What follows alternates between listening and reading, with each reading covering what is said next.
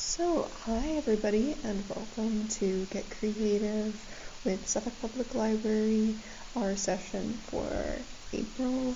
We're going to be doing some printmaking. It's very exciting, it's very fun. This particular version of it you can totally do with kids. If you want to come into the library, we're going to be doing line-to-cut printmaking, which is includes a few more tools that are a little sharper, more for adults or for teens who can really handle themselves. But the version that we're doing today is super simple, super fun, good for the whole family. So we're going to be working with styrofoam. If you sign up for a kit and you're picking up your supplies, you'll get a version of styrofoam. It'll be a lot thinner than this little block, so it'll be even easier to work with. But you'll be getting your styrofoam, a double-ended little point here. It's got like a true point at one end, and then kind of a sliver, so you can make it sharp or bold, and a little tiny bit of paint for you to apply and to pull your final print. So let's go ahead and get into it. The biggest things that you're going to need are your supplies that you're picking up from us, and a little bit of either some table covering or paper towels and stuff handy. This can get messy, especially once we start getting into doing the actual painting and printmaking. So we'll go ahead and get started. This is just a super simple example, but we'll do a version from the top. If you want to design your own and print your design on paper, really finalize your design, and then move it onto here, you absolutely can. I'm going to be going straight onto the block just for ease and simplicity, but if you do want to plan it on paper, I would just recommend that you're doing it on a very thin piece of paper. And as always, when you're planning your printmaking, remember that you are going to be flipping this. This image will be flipped, so you can see that this was flipped like that.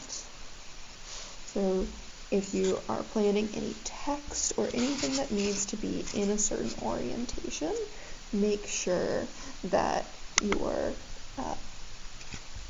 planning that in advance. So if you're writing any text, write it in reverse. But we're just going to go in, and anything that we press down, and in this case I want to press down my image, so I'm going to be basically recreating another version of this. I want my lines to be in white, so that's what I'm going to press down. If you wanted your final piece to have lines in black, say, or whatever your color that you're painting, then you'll need to press down everything that is around that and only leave your line left. So in this case, it would be pressing down both here, and then all of the space around it, all of that white space. So very possible, just a little bit more work and time intensive. And you can kind of essentially draw, or you can use it to just press down. The biggest thing that you want is a really good depression, so that there is a distinction between the up and the down. You want a distinction between your lines and the other spaces that are going to be inked.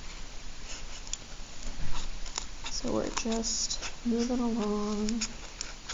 You can do this with any design, but I do recommend you get started with just something that's pretty simple, mostly just so that you can get used to it. And then once you make your first one, you can move on to things that are maybe a little bit more complicated, or you try doing it where your lines are in black instead of white, and it's just a little bit of variation in what you're getting. And this one is not turning out as pretty as the other one, but it will still show you the steps. So we're just going around here and really pressing down on our lines. And then because we want a little bit of texture for the center of the flower. I'm going in with the back of this to just kind of create some holes but leave some white space to kind of create that center and that texture in the center. And then because I actually want the flower to stand out a little bit more, I'm going to go in with this wider part and press down around the edges. And press down around the edges. Depending on how soft your styrofoam is, you can also do this just with your hand or with another tool. You know, you can, especially if you're not trying to get into a really tight little corner or something.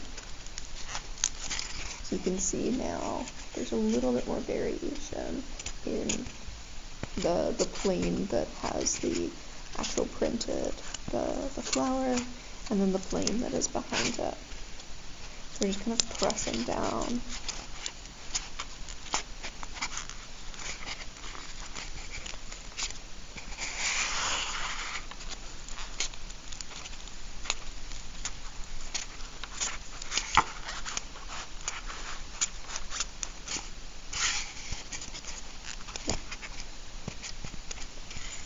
Now, if you wanted to do a multiple color print, you absolutely can, but today we're just doing a single color print and making it kind of simple and easy for you guys. So you can see the two differences here. This is one that I just pressed the block straight down and pressed down on it a little bit, but this is the one where I left the block face up and then pressed it down. And then I did what we call burnishing, where you really press your paper into your print, into your mold. So that's the version that we're going to be doing today. That's really going to give you can see, a lot more pigment that comes out, a lot sharper of lines. This one almost looks like an ink blot test. This one we can tell that there is a shape there. So when it comes to getting your plate prepared, I just have a little paper plate with a little bit of acrylic paint. If you happen to have an ink, that's really great.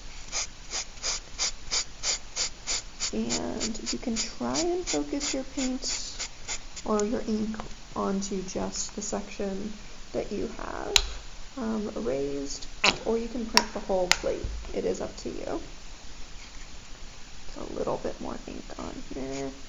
We want to kind of strike a balance between just enough that it will actually lift off and it won't just dry onto the styrofoam immediately, but not so much that it fills in all of those lines.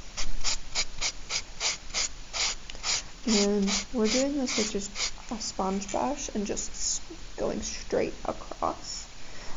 We don't want to go too deep in because, again, we don't want to eliminate all of our hard work, all of our places where we've pressed down. And I'm just going to take the paper and kind of flip it on. Press it down. The big thing is you don't want to start moving it. You don't want your paper to shift, because then you'll get a bunch of shadows and things that you don't plan on. And then this is the step where it's just burnishing here, where we're just pressing it in and making sure that it's making contact with all of the parts. This is really important, especially if you're doing something that's a little bit more detailed than what we have here. You really want to be making sure that you're burnishing so that you don't lose any of that detail. And then there you go. So you can see it does flip. In this case, we flipped it more vertically, so it's like that. But be aware it's going to flip. For something like this that's got a sort of radial symmetry, it really doesn't matter whether it's flipped or not. But again, be aware if you're going to do that. And so you can also see the biggest difference between our two is this one with our edges and our white space that we really pushed away and really tried to make sure that there was white space around the flower, versus this one where we just indented the lines. Now there's no right or wrong way to do it. It is entirely up to you, but those are the two versions of that technique. But then again, remembering to burnish so that you can get the best quality of your print. And the best part about printmaking is that once you have made your actual plate, your printmaking plate, you can keep doing this over and over again. Styrofoam will start to degrade a little bit eventually, but you can keep printing the same thing. You can let this dry, or you can wipe it off with a wet paper towel and then recolor it, or it's a great way to, for something like leaves or flowers and you want to fill an entire space with them. You're creating your own stamp, basically. You can keep recreating those.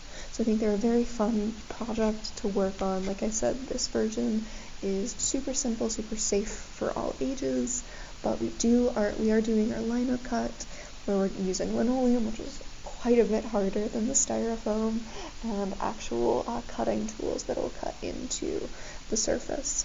If you want a nice middle ground between those, an introduction to lino cutting, perhaps maybe for your middle grades or your younger teens, you can start with just like a pink eraser and using some of those tools very gently, because the eraser is going to be a lot softer of a rubber material, and you still end up with your fun little mini stamp.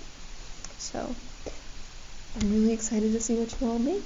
Thank you all for spending a little bit of time with us today, and I will see you next month. Bye-bye.